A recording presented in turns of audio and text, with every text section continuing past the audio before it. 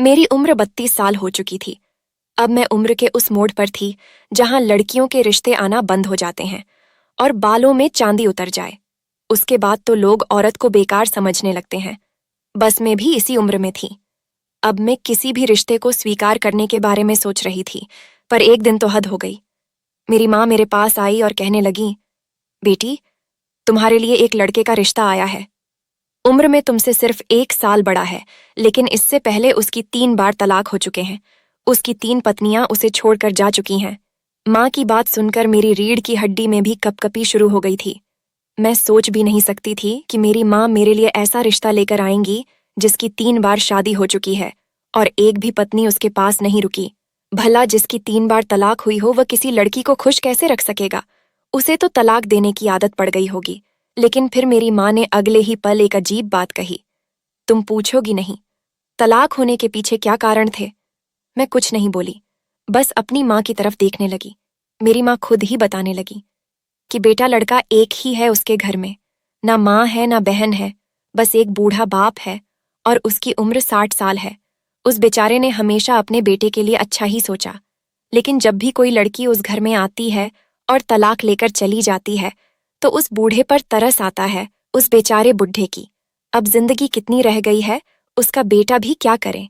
अपनी माँ और बहनों को खोने के बाद बाप के खिलाफ वो एक शब्द भी नहीं सुन सकता। बस इसी वजह से जब उसकी पत्नियां उसके बाप पर इल्जाम लगाती हैं तो वह उन्हें तलाक देकर घर से निकाल देता है। मैं तो कहती हूं कि अगर तुम उसके बाप को भी संभाल लो, उसकी सेवा करो, उसका दिल जीत लो, फिर कभी भी कोई समस्या नहीं होगी तुम्हें। और वैसे भी तुम बहुत अच्छी हो, तुमने अपने पापा का भी कितना ख्याल रखा है। मुझे लगता है अगर तुम उस आदमी को अपने बाप समान समझो, उसकी खूब सेवा करो, तो तुम एक अच्छी शादीशुदा जिंदगी गुजार सकती हो। वरना बेटी, अब तो तुम्हारा कोई रिश्ता ही नहीं आता है। माँ की बात ने मुझे चौंका दिया था। साथ ही साथ मैं मायूस भी हो गई थी। किसी का बाप इतनी ज्यादा तलाकों की वजह कैसे बन सकता है? यह इल्जाम सास के ऊपर होता तो एक बार को मान भी लेती, लेकिन ससुर वाली बात मुझे हजम नहीं हो रही थी। फिर मैंने सोचा, सो सकता है आजकल की लड़कियों में सहन शक्ति कम होती है, तो वह उस बेचारे बूढ़े अंकल को देखकर परेशान हो जाती होंगी। घर में उस बूढ़े के अलावा कोई और था भी तो नहीं। हो सकता है छोटी सी बात का बतंगड़ बन जाता हो और बात तलाक तक जा पहुंची हो, लेकिन मैं बात को जितना छोटा समझ रही थी, वह इतनी छोटी हरगिज नहीं थी। मुझे क्या पता था कि मैं आग के दरिया में छलांग लगाने जा रही हूं, और जिससे मुझे अपने आप को भी बचाना होगा और अपने घर को भी। मेरी अभी तक शादी ना होने के पीछे 2 कारण थे। एक तो हम लोग गरीब थे, भर भर के दहेज देकर लड़के वालों का मुंह बंद नहीं कर सकते, और दूसरा मैं मामूली शक्ल सूरत की लड़की थी। पढ़ी लिखी तो थी, लेकिन बहुत ज्यादा सुंदर नहीं थी। रंग सांवला था, लेकिन मेरे नैन नक्श बहुत ही तीखे थे। बड़ी बड़ी आंखें, ऊंची लंबी नाक, लंबे काले बाल जो मेरी पर्सनालिटी को 4 चांद लगा देते थे। लेकिन वही बात की लड़की गोरी होनी चाहिए, बस इसी को वजह बनाकर मेरे रिश्ते वाले इनकार कर जाते थे। खैर, मैंने अपने होने वाले पति से मिलने की इच्छा अपनी माँ के सामने जाहिर की। मैंने माँ से कहा कि कम से कम एक बार लड़के से मिल तो लूं। उस लड़के से मिलने के बाद मैं एक बार उसके व्यक्तित्व को जांचना चाहती थी कि आखिर पता तो चले कि वह अच्छा इंसान है या नहीं, मैं उसके साथ जिंदगी गुजार सकती हूं या नहीं। मेरी बात सुनकर मेरी माँ बोली कि नहीं बेटी, उसके बाप की यह आज्ञा नहीं है। उसका बाप अपने बेटे के बारे में बहुत सेंसिटिव है। अगर तुझे लड़के से मिलना ही है तो कल लड़का और लड़के के बाप दोनों आ रहे हैं। तुझे कोई बात करनी है तो उसी समय कर लेना, लेकिन मैं तुझे यह इजाजत बिल्कुल नहीं दूंगी कि तू अकेले में लड़के से मिले। और भला मैं कैसे अपने मुंह से लड़के के बाप से कह दूं कि मेरी लड़की तुम्हारे लड़के से अकेले में मिलना चाहती है? ये बातें लड़कों को तो शोभा देती है, लेकिन लड़कियों को नहीं। अपनी माँ की बात सुनकर मुझे गुस्सा आ गया। मैंने कहा, माँ, लड़के लड़कियों में भेद पहले जमाने में किया जाता था। अब लड़का और लड़की बराबर के हकदार हैं। दोनों को अधिकार है कि वह अपने पसंद का जीवन साथी चुने। अगले ही दिन वो लोग हमारे घर शाम को 5-8 बजे आ गए थे। मैं लड़की के बाप को देखकर दंग रह गई। जिसे मेरी माँ ने 60 साल का बुड्ढा कहा था, वह तो 45 से 50 साल का हटा काटा आदमी लगता था। ऐसा लगता था कि बाप बेटा नहीं, दोनों छोटे और बड़े भाई हैं। वह बूढ़ा आदमी, जो कि मुझे बिल्कुल भी बूढ़ा नहीं लग रहा था, बहुत ही सतीराना नजरों से हमारे पूरे घर का जायजा लेने में लगा हुआ था।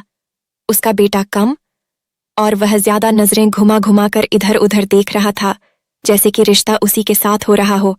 अब मैं तो कुछ ऐतराज कर नहीं सकती थी, वरना मेरी माँ कहती कि तुम्हें हर वक्त नखरे ही सूझते हैं।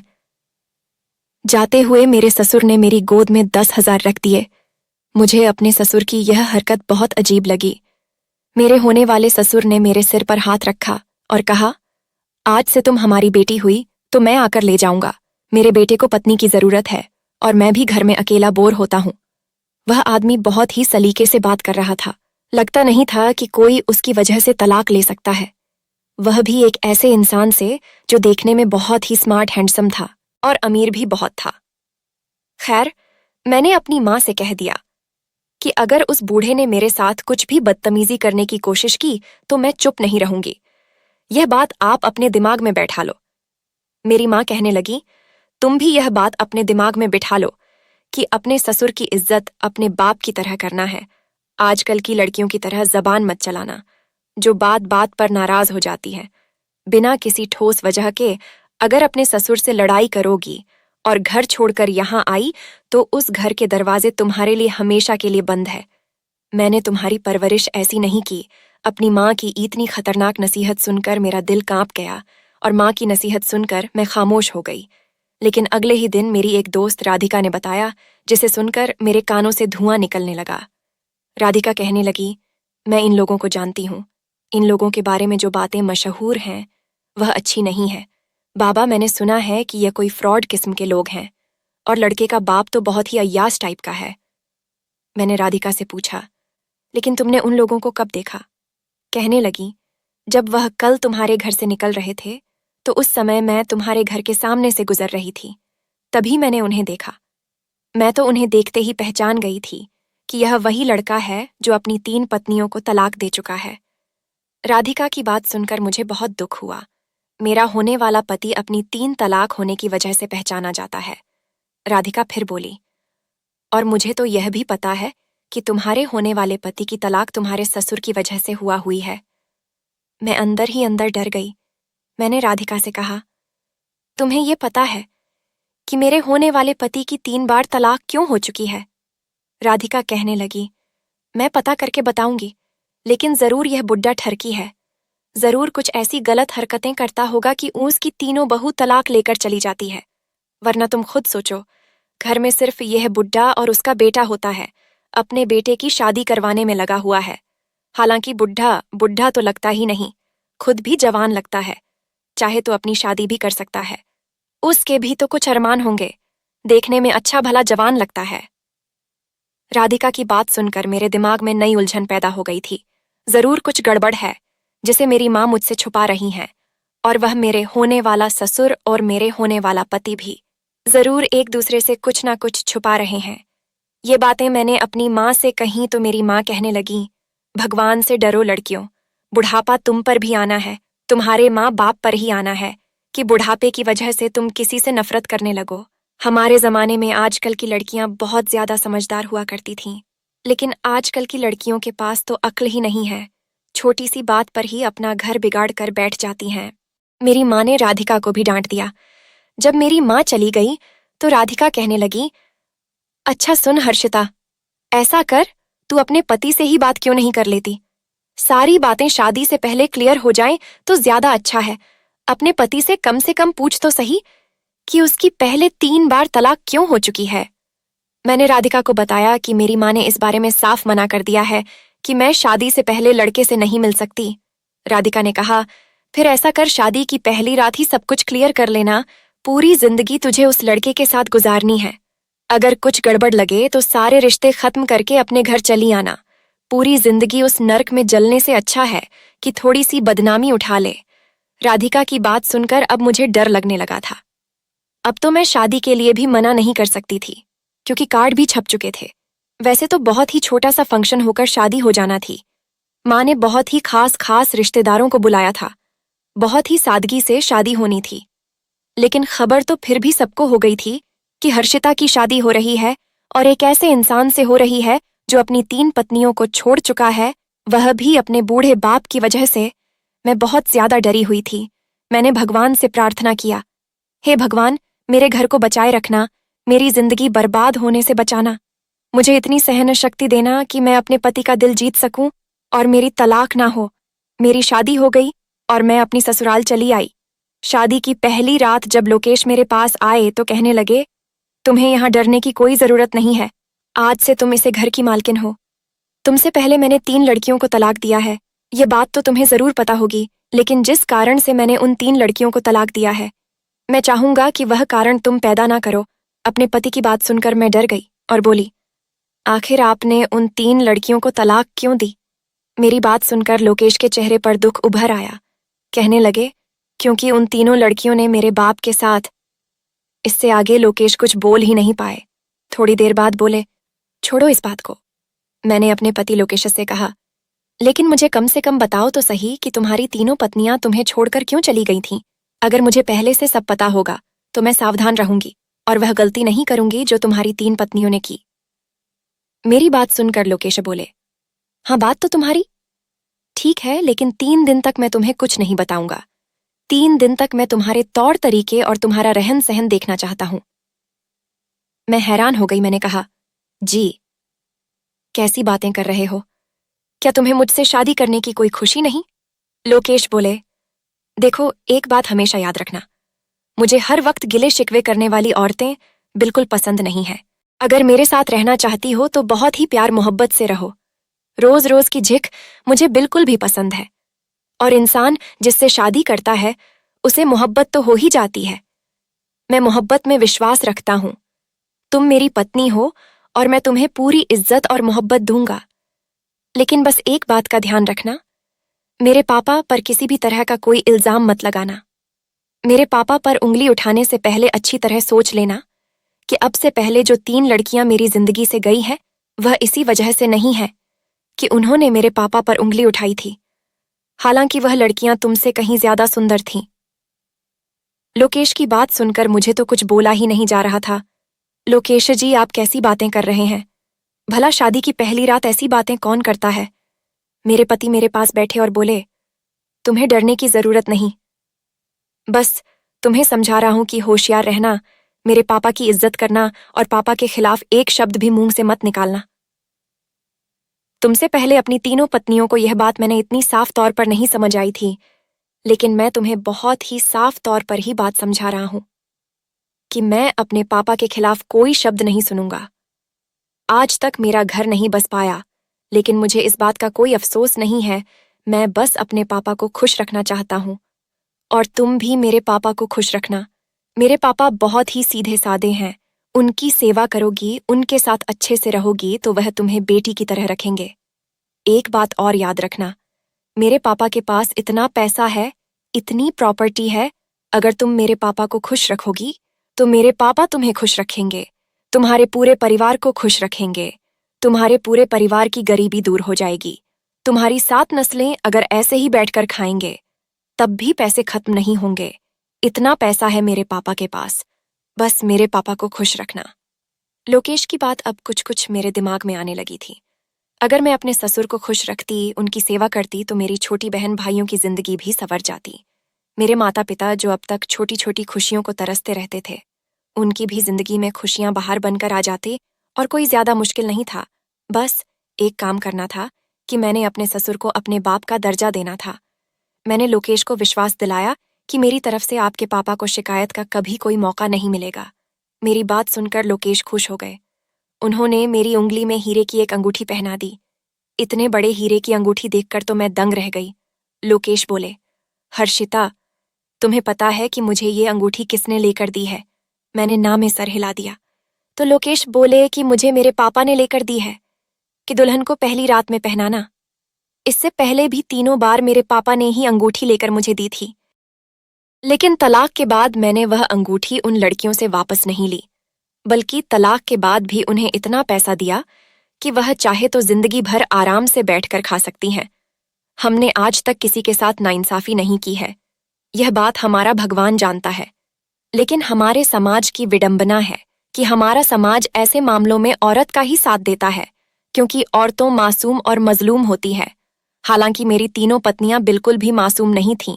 उन्होंने मेरे पापा पर इतना गंदा इल्जाम लगाया था कि मुझे अपने कानों पर विश्वास नहीं हो रहा था। पति की बातें सुनकर मैं खामोश हो गई, और वैसे भी वह अपनी पहली तीनों पत्नियों की बुराई कर रही थी। मुझे कुछ ज्यादा परेशानी नहीं हो रही थी, बल्कि खुशी हुई थी कि उन्हें अपनी पुरानी पत्नी में से किसी के भी साथ हमदर्दी या प्यार नहीं था। मैंने अपने दिल में पक्का इरादा कर लिया कि मैं अपने पति की हर बात मानूंगी और अपने ससुर की खूब सेवा करूंगी। तभी मेरे कमरे का दरवाजा खुला और मेरे ससुर अंदर कमरे में बिना दस्तक दिए हुए चले आए। मेरे ससुर के हाथ में एक ट्रे थी जिसमें दूध के 2 गिलास रखे हुए थे। मुझे बहुत अजीब लगा अपने ससुर की इस हरकत पर, लेकिन लोकेश जल्दी से उठकर खड़े हो गए और बोले, पापा, आपने क्यों परेशानी उठाई? आप मुझे आवाज दे देते, मैं खुद ही आ जाता। मेरे ससुर मेरी तरफ देखते हुए बोले, ये दूध तुम दोनों जरूर पी लेना सोने से पहले। दूध पियोगे तो सारी थकान उतर जाएंगे। लोकेशा बोले, थैंक यू पापा, आप हमारा कितना ख्याल रखते हैं। भगवान आपका साया हमारे ऊपर हमेशा बनाए रखें। ऐसा कहकर लोकेश ने एक गिलास मेरी तरफ बढ़ा दिया और एक गिलास पकड़ लिया। मेरे ससुर चले गए। लोकेश ने गेट बंद किया और अपना दूध खिड़की से नीचे गिरा दिया। मुझे बहुत ज्यादा हैरत हुई। मैंने पूछा, आपने दूध क्यों फेंक दिया? तो लोकेश कहने लगे, असल में मुझे दूध पसंद नहीं है। दूध पीने से मेरा जी मिचलने लगता है, लेकिन जब पापा मुझे दूध पीने के लिए देते हैं तो मैं पापा का दिल रखने के लिए दूध तो ले लेता हूँ, लेकिन उसे पीता नहीं हूँ। खिड़की के नीचे एक कटोरा रखा हुआ है, मैं उसमें दूध डाल देता हूँ और एक बिल्ली आकर उस दूध को पी जाती है। तुम टेंशन मत लो, तुम बेफिक्र होकर यह दूध पी सकती हो, तुम्हें कुछ नहीं होगा। लोकेश की बात सुनकर मैं डर गई। मुझे ऐसा लगा जैसे वह मुझसे कुछ छुपा रहे हैं। मैंने कई बार पूछा, लेकिन लोकेश ने कोई जवाब नहीं दिया। फिर मैं भी चुप हो गई। आज हमारी सुहागरात थी और मैं बिना किसी वजह के लोकेश का मूड खराब करना नहीं चाहती थी। लोकेश ने पूरी रात मुझे अपनी मोहब्बत की बारिश में लपेटा रखा। ये सोचकर मुझे बहुत ज्यादा हैरत हुई कि इतने प्यार करने वाले पति को छोड़कर आखिर वह तीनों लड़कियां क्यों चली गई थीं। सुबह मेरी आंख खुली तो लोकेश बिस्तर पर नहीं थे, शायद बाथरूम में थे, क्योंकि पानी गिरने की आवाज आ रही थी। अभी मैं बेड से उठी भी नहीं थी कि तभी मेरे ससुर दरवाजा खोलकर अंदर आ गए। मुझे बहुत अजीब लगा, क्योंकि मैं बहुत ही अस्त व्यस्त कपड़ों में थी। मैंने जल्दी से पास पड़ा दुपट्टा उठाकर अपने कंधों पर डाल लिया। मुझे अपने ससुर की यह हरकत पसंद तो नहीं आई, लेकिन फिर भी मैं चुप रही। एक रात की दुल्हन थी, कुछ कह भी नहीं सकती थी। और दूसरी बात, वह मेरे पति के पिताजी थे और उन्होंने साफ कह दिया था कि मेरे पिताजी को कभी कोई शिकायत का मौका मत देना। सो मैं चुप रही। मेरे ससुर आगे बढ़े और उन्होंने मेरे सर पर एक लाल रंग की चुन्नी डाल दी और बोले, बेटी, यह बहुत ही शुभ चुन्नी है। शादी का पहला दिन तुम इसे पहनकर रखना, तुम्हारी जिंदगी खुशियों से भर जाएगी। तुम्हें तुम्हारी जिंदगी में कोई दुख नहीं होगा। मैं अपनी और बहुओं को भी सुबह सुबह चुन्नी लाकर दिया थी, लेकिन उन्होंने मुझे कमरे से बेइज्जत करके निकाल दिया था और यह चुन्नी लेने से मना कर दिया था। लेकिन मुझे पूरा विश्वास है कि तुम ऐसा नहीं करोगी। तुम मुझे बहुत ही सुलझी हुई और संस्कारी बच्ची लगती हो। मुझे विश्वास है कि तुम मेरे बेटे को सच्ची खुशी दोगी। ऐसा कहकर मेरे ससुर ने मेरे माथे को चूम लिया। मैं तो हक्का बक्का रह गई। हालांकि जब भी एक बाप अपनी बेटी को प्यार करता है तो उसके माथे को चूम कर ही उसे प्यार करता है और आशीर्वाद देता है, लेकिन पता नहीं क्यों मुझे अपने ससुर का मुझे इस तरह चूमना पसंद नहीं आया। इतनी देर में लोकेश बाहर आ गए। अपने पापा को देखकर बोले, अरे पापा, सुबह सुबह आप यहाँ? मेरे ससुर ने उन्हें बता दिया कि मैं तुम्हारी पत्नी को यह लाल चुन्नी देने आया था। यह कहकर मेरे ससुर चले गए। लोकेशा बोले, पापा की बात मानना और पूरे दिन ये चुन्नी को पहन कर रखना। मैं लोकेशा से कहना चाहती थी कि मुझे तुम्हारे पापा की चूमने वाली बात पसंद नहीं आई, लेकिन मैं चुप रही। इसी तरह मेरी शादी को 3 दिन गुजर गए। अभी तक तो सब कुछ ठीक चल रहा था, लेकिन अपने ससुर की एक बात मुझे बहुत अजीब लगती। हर वक्त मेरे आसपास रहते, मुझसे बात करने की कोशिश करते, बहाने बहाने से मुझे अपने पास बुलाते। अपने ससुर की इतनी ज्यादा अटेंशन मुझे बिल्कुल भी पसंद नहीं आ रही थी। कभी कभी तो जब मैं और लोकेशा बहुत पास पास बैठे होते और लोकेश मुझसे प्यार भरी बातें कर रहे होते तो मेरे ससुर आ जाते और लोकेश को हाथ पकड़कर उठा देते हैं और किसी काम के बहाने बाहर भेज देते। मुझे अपने ससुर की यह सारी बातें पसंद नहीं आती थीं। अगर यही सब लोकेश करते तो मुझे अच्छा लगता, लेकिन लोकेश तो शादी के दूसरे दिन से ही अपने कामों में बिजी हो गए थे। अब मैं धीरे धीरे इस घर से जुड़ने लगी थी। मेरे मन में कहीं एहसास होने लगा था कि यह घर मेरा है और उस घर की मालकिन मैं हूं। मैं पूरा मन लगाकर घर की साफ सफाई करती, उसका ध्यान रखती। एक बात और थी, मैं पूरे घर की सफाई करती, लेकिन मेरे ससुर अपने कमरे की सफाई नहीं करने देते। वह हमेशा उसमें ताला डालकर रखे थे। जब सोने जाते हैं तभी ताला खोल दे और अंदर जाकर सो जाते। मैंने एक दिन लोकेश से कहा कि अमित, तुम्हारे पापा कमरे में ताला क्यों डालकर रखते हैं? मैं तो सोच रही थी कि पापा के कमरे की भी सफाई कर दूं। मेरी बात सुनकर लोकेश थोड़ा परेशान हो गए। कहने लगे कि मेरे पापा की यह पुरानी आदत है, वह अपने कमरे में किसी का जाना पसंद नहीं करते। यहाँ तक कि उन्होंने कभी मुझे भी अपने कमरे में नहीं आने दिया है। तुम ऐसा करो, बाकी घर की साफ सफाई करो, पापा के कमरे को ऐसा ही रहने दो। हमारे घर में काम वाली भी आती थी, उसने भी मुझे बता रखा था कि बड़े मालिक अपने कमरे की सफाई किसी को नहीं करने देते। शादी को 1 महीना बीत गया, लेकिन मेरे ससुर का रवैया वैसा ही था। वह अपने कमरे को हमेशा ताला लगाकर रखते। अब तो मैं बहुत ज्यादा परेशान हो चुकी थी। मुझे लगता था कि जैसे कमरा बहुत ज्यादा गंदा हो चुका होगा, हम रोज अपने घर को साफ करते हैं तब भी गंदा हो जाता है। और फिर पापा के कमरे की तो बरसों से सफाई नहीं हुई थी। मैंने यही बात लोकेश से कही तो लोकेश बोले, हाँ बात तो तुम सही कह रही हो, ऐसा करो, एक बार पापा से बात कर लो, अगर वह कहते हैं तो कमरा साफ कर देना। लोकेश की आज्ञा मिलते ही मैं अपने ससुर के कमरे में चली आई। आज दरवाजा खुला हुआ था। मैं दरवाजा खोलकर अंदर चली आई। मेरे ससुर बेड पर बैठे हुए थे। मेरी तरफ से उनकी पीठ थी। मैंने एक नजर पूरे कमरे में डाली। मेरी हैरत से आंखें फटी की फटी रह गईं, क्योंकि पूरे कमरे में यहां से वहां तक लेडीज कपड़े पड़े हुए थे। ड्रेसिंग टेबल की तरफ नजर गई तो वहां भी मेकअप का सामान और कुछ चूड़ियां वगैरह रखी गई थीं। मुझे बहुत ज्यादा हैरत हुई। मेरी सास को तो गुजरे है न जाने कितना समय हो गया था, फिर भला मेरे ससुर के कमरे में ही लेडीज सामान क्या कर रहा था? आहट पर मेरे ससुर ने चौंक कर देखा। मुझे देखकर वो एकदम से डर गए थे और बोले, अरे बहू, तुम मेरे कमरे में क्या कर रही हो? चलो बाहर चलो, मैं भी बाहर ही चलता हूँ। मेरा चाय पीने का मन कर रहा है। चलो मेरे लिए अदरक इलायची वाली चाय बना दो। मैंने कहा, पापा जी, चाय तो मीना बना रही हैं, आप चलें चाय पी ले, तब तक मैं आपके कमरे की सफाई कर देती हूँ। देखिए ना कितना गंदा हो रहा है। ये बात सुनकर तो मेरे ससुर और भी ज्यादा डर गए थे। वह जल्दी से बाहर निकल आए और मेरा हाथ पकड़कर मुझे भी बाहर ले आए और जल्दी से अपना दरवाजा बंद कर दिया। कहने लगे, अरे बहू, इस कमरे में साफ सफाई के लिए ऐसा कुछ भी नहीं है। मैं रोज रोज अपने कमरे की सफाई कर लेता हूँ। तुम चलो, हम दोनों बाहर लॉन में बैठकर चाय पीते हैं। देखो ना कितना अच्छा मौसम हो रहा है। अब जब वो पापा जी खुद ही कमरे की सफाई नहीं करवाना चाहते थे तो मैं क्या कर सकती थी? मैं बाहर आ गई। तब तक मीना चाय बनाकर ले आई थी। मैंने बेमन से चाय पी और अपने कमरे में चली आई। अगले दिन मेरी दोस्त राधिका का फोन आया। कहने लगी, हर्षिता, मुझे तो लगता है कि तुम्हारे ससुर लड़कियों का कारोबार करते हैं, वरना तुम खुद ही सोचो, तुम्हारे पति की तीनों पहले की पत्नियां आखिर कहाँ गईं? आज तक उनका कोई अता पता नहीं है कि वह कहाँ से आई थी और कहाँ गई। जरूर कुछ दाल में गड़बड़ है। जरूर तुम्हारा ससुर लड़कियों का बिजनेस करता है, तभी तो तुम्हारा ससुर इतना पैसे वाला है। राधिका की बात सुनकर मुझे भी लगने लगा कि जरूर दाल में कुछ काला है। जरूर मेरे ससुर के कमरे में कुछ ऐसा राज है जो मुझसे छुपाया जा रहा है। वह सारे लेडीज कपड़े मेरी आंखों के सामने घूम गए। सारे के सारे कपड़े लड़कियों की थी। जरूर कमरे में मेरे ससुर लड़कियों को बंद करके रखते हैं, उनके साथ पहले गलत काम करते हैं और फिर उन्हें बेच देते हैं।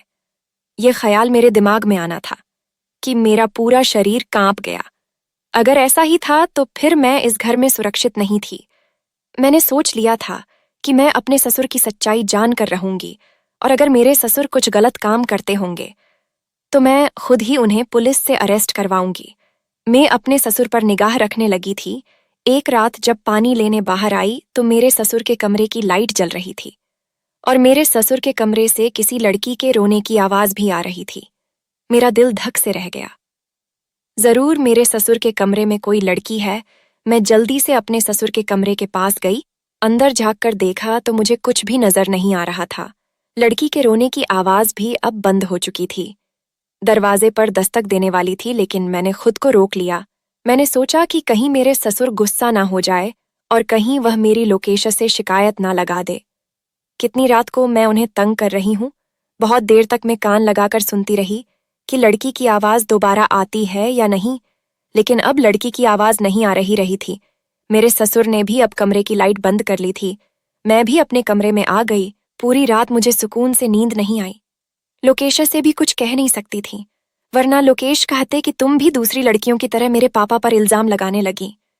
एक बार मैं किचन में खाना बना रही थी कि तभी गर्म तेल मेरे हाथ पर गिर गया और मेरा हाथ जल गया। मेरी चीख निकल गई। मेरी चीख को सुनते ही मेरे ससुर भागते हुए किचन में आए थे। मुझे दर्द से तड़पते देखकर वो जल्दी से मेरे पास आए और मेरा हाथ देखने लगे। मेरे ससुर उस समय मेरे इतने करीब थे कि मुझे बहुत अजीब लग रहा था। मैंने अपने ससुर से अपना हाथ छुड़ाना चाहा, लेकिन वह नहीं माने। वह मुझे किचन से बाहर ले आए। ड्राइंग रूम में बैठाकर वह जल्दी से बर्फ लेकर आए और वहीं सोफे पर मेरे बिल्कुल करीब होकर बैठ गए और मेरे हाथ पर बर्फ लगाने लगे। मुझे घुटन का एहसास होने लगा। ससुर और बहू के बीच में एक मर्यादा होनी चाहिए। एक दूरी हमेशा बनी रहनी चाहिए। वह दूरी मेरे ससुर ने मिटा दी थी। वह मेरे बहुत करीब थे। मैंने जल्दी से अपना हाथ छुड़ाया और अपने कमरे में आ गई। मेरे ससुर पीछे से मुझे आवाज लगाते रह गए। अपने ससुर के ये सब हरकतें मुझे बहुत गलत लग रही थीं, लेकिन लोकेश से कैसे कहती। दिन ऐसे ही गुजर रहे थे, लेकिन मैं अपने ससुर के ऊपर पूरी नजर बनाई हुई थी कि मुझे कुछ तो ऐसा मिले जो मैं लोकेश को दिखाकर लोकेश के पापा को गलत साबित कर सकूं। लेकिन अभी तक मेरे हाथ ऐसा कोई सबूत नहीं लगा था। एक दिन लोकेश को घर आने में बहुत देर हो गई। वैसे तो लोकेश रात को 9:59 बजे तक घर वापस आ जाते थे, लेकिन आज 11:09 बजने वाले थे और लोकेश अभी तक नहीं आए थे। वैसे तो लोकेश के पास दूसरी चाबी थी। वह गेट खोलकर खुद ही घर के अंदर आ सकते थे, लेकिन मैं फिर भी लोकेश का इंतजार कर रही थी और लोकेश का इंतजार करते हुए मैं बाहर ड्राइंग रूम में टहल रही थी। मेरे ससुर अपने कमरे में जा चुके थे। उनके कमरे की लाइट जल रही थी और तभी मैं चौंक गई। मुझे अपने ससुर के कमरे से फिर किसी लड़के की रोने की आवाज आने लगी। पहले तो रोने की आवाज हल्की थी। कुछ देर बाद एक जोरदार चीख सुनाई दी। मेरा दिल धड़कन भूल गया। मेरे ससुर के कमरे में कोई लड़की थी और वह मदद के लिए चिल्ला रही थी। अब मैं और नहीं रुक सकती थी। मैंने जोर जोर से अपने ससुर के दरवाजे को पीटना शुरू कर दिया, लेकिन मेरे ससुर ने दरवाजा नहीं खोला। हाँ, लड़की की दबी दबी सिसकियों की आवाज अब भी आ रही थी। जब मेरे ससुर ने दरवाजा नहीं खोला तो फिर मैंने खिड़की पर एक जोरदार धक्का दिया तो खिड़की खुल गई। सामने एक लड़की अपना मुंह घुटनों में छुपाए बैठी हुई थी और सिसक सिसक रो रही थी। मैं जल्दी से खिड़की से कूदकर अंदर गई। इतनी देर में लोकेश भी अंदर आ गए थे। जब उन्होंने मुझे मेरे ससुर के कमरे में खिड़की के रास्ते जाते देखा तो वह भी मेरे ससुर के कमरे की तरफ चले आए। तब तक मैं अंदर जाकर कमरा खोल दिया था। मेरे ससुर कमरे में कहीं भी दिखाई नहीं दे रही थी। हाँ, वह लड़की अब भी अपना सर घुटनों में छुपाए रो रही थी। लोकेश अभी सामने का दृश्य देखकर हैरान रह गए थे। मैं जल्दी से उस लड़की के पास गई और उसको दिलासा देने लगी, लेकिन जब उस लड़की ने अपना चेहरा घूंघट ऊपर उठाया तो मेरे और लोकेश के सिर पर आसमान गिर पड़ा। वह कोई लड़की नहीं बल्कि वह तो मेरे ससुर थे, जो फुल लड़की के मेकअप में थे। शादी का जोड़ा पहन रखा था, खुद को ऐसे तैयार कर रखा था कि जैसे कोई नई नवेली दुल्हन हो, और लड़की की आवाज निकालते हुए कुछ बोल रहे थे और रो भी रहे थे। ऐसे सिसक सिसक कर रो रहे थे जैसे उनके साथ बहुत बड़ा जुल्म हो चुका हो, जैसे किसी ने उनकी इज्जत के साथ खिलवाड़ किया हो। अपने पापा को इस तरह बिलख बिलख कर रोते देकर लोकेश की आंखों में भी आंसू आ गए। वह जल्दी से अपने पापा के पास गए, उन्हें चुप कराया।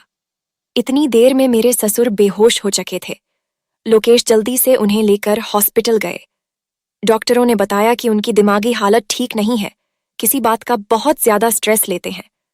और फिर लोकेश ने मुझे एक बरसों पुरानी कहानी सुनाई, जिसे सुनकर मेरी आंखों में भी आंसू आ गए। लोकेश ने बताया कि हम 2 बहन भाई थे। मेरी बहन मुझसे 2 साल बड़ी थी। मेरी माँ हम दोनों बहन भाइयों को छोड़कर बचपन में ही चली गई थी। मेरे पापा ने ही माँ और बाप दोनों का प्यार दिया था। हमारी वजह से दूसरी शादी भी नहीं की थी। धीरे धीरे हम दोनों बहन भाई बड़े हो गए और फिर मेरी बहन का रिश्ता भी हो गया। मेरी बहन की शादी होने वाली थी। उस रात मेरी बहन दुल्हन बनी अपने कमरे में बैठी हुई थी। उसकी बारात आने वाली थी। तभी कुछ डाकू हमारे घर घर में घुस आए। वह शायद पुलिस से बचने के लिए हमारे घर में छुपने के लिए आए थे। वह 5 डाकू थे और मेरे बहन के कमरे में घुस गए। उस समय मेरे पापा मेरे बहन के पास ही बैठे हुए थे। उसे कुछ बातें कर रहे थे और पापा को लगा कि शायद मेरी बेटी अब जाने वाली है, इसके लिए उसके साथ आखिरी समय को यादगार बनाना चाहते थे कि तभी उसी समय डाकू कमरे में घुस आए थे। डाकू ने मेरे पापा को बाथरूम में बंद कर दिया और मेरी बहन को अपनी हवस का शिकार बना लिया। मेरी बहन चिखती रही, चिल्लाती रही, लेकिन बाहर डीजे की इतनी तेज आवाज थी कि किसी ने मेरी बहन और पापा की चीखों की आवाज नहीं सुनी। 5 डाकू अपनी मनमानी करके और मेरी बहन की जिंदगी खराब करके चले गए थे। जब मेरी पापा ने अपनी बेटी की उजड़ी हुई हालत देखी तो उसी समय उनका दिमागी संतुलन बिगड़ गया। वह चीखें मारकर बेहोश हो गए थे। किसी भी बाप के लिए यह सदमा बहुत बड़ा होता है कि उसकी बेटी की इज्जत उसकी आंखों के सामने खराब हो। मेरी बहन को डॉक्टर के पास ले जाया गया, लेकिन मेरी बहन को बचाया नहीं जा सका। धीरे धीरे पापा कुछ नॉर्मल तो हो गए, लेकिन मेरी बहन वाले हादसे ने उनके दिमाग पर बहुत बड़ा असर किया था। धीरे धीरे दिमागी मरीज बन चुके थे। मैं अपने पापा को कभी हर्ट नहीं कर सकता था। उनकी सारी बातें मानता था। लोकेश की बात सुनकर अब सारी गुत्थी सुलझ चुकी थी। मेरे ससुर गलत नहीं थे। मेरे ससुर जब भी मेरे करीब आते थे तो वह मुझे अपनी बेटी के रूप में देखते थे। उन्हें अपनी मरी हुई बेटी मुझ में दिखाई देती थी। मेरी तीनों सौतनों के साथ ही शायद मेरे ससुर का यही रवैया रहा होगा और मेरी तीनों सौतनों ने मेरे ससुर के इस रवैया को गलत रंग दिया होगा। जैसा कि एक बार मेरे मन में भी गलत ख्याल आया था, लेकिन मेरे ससुर की मंशा गलत नहीं थी। उन्हें अपनी बहुओं में अपनी बेटी नजर आती थी और इसीलिए वह अपनी बहू के ज्यादा से ज्यादा करीब रहने की कोशिश करते और उसको बहुत प्यार करते। कभी कभी तो अपने बेटे लोकेश को भी डाकू समझने लगते थे, इसलिए वह लोकेश को अपनी बहू के पास से हटा देते थे। ऐसा करके वह अपनी बेटी की रक्षा करते थे। जब लोकेश को सारी सच्चाई पता चली तो लोकेश को भी बहुत अफसोस हुआ था। लोकेश ने मुझसे कहा कि मैंने उन तीनों लड़कियों के साथ बहुत गलत किया। काश मुझे पहले से सच्चाई पता होती तो उन तीनों लड़कियों की जिंदगी बर्बाद नहीं होती। मैं पहले से ही अपने पापा का इलाज करवाता। लेकिन मैं मानता हूं कि यह सब कुछ तुम्हारी हिम्मत की वजह से हुआ है। अगर तुम उस रात हिम्मत ना दिखाती और खिड़की से कूदकर अंदर न जाती तो यह हकीकत कभी खुलकर सामने नहीं आती। अब एक अच्छे हॉस्पिटल में मेरे ससुर का इलाज चल रहा है। डॉक्टरों ने उम्मीद दिलाई है कि मेरे ससुर बहुत जल्दी ठीक हो जाएंगे।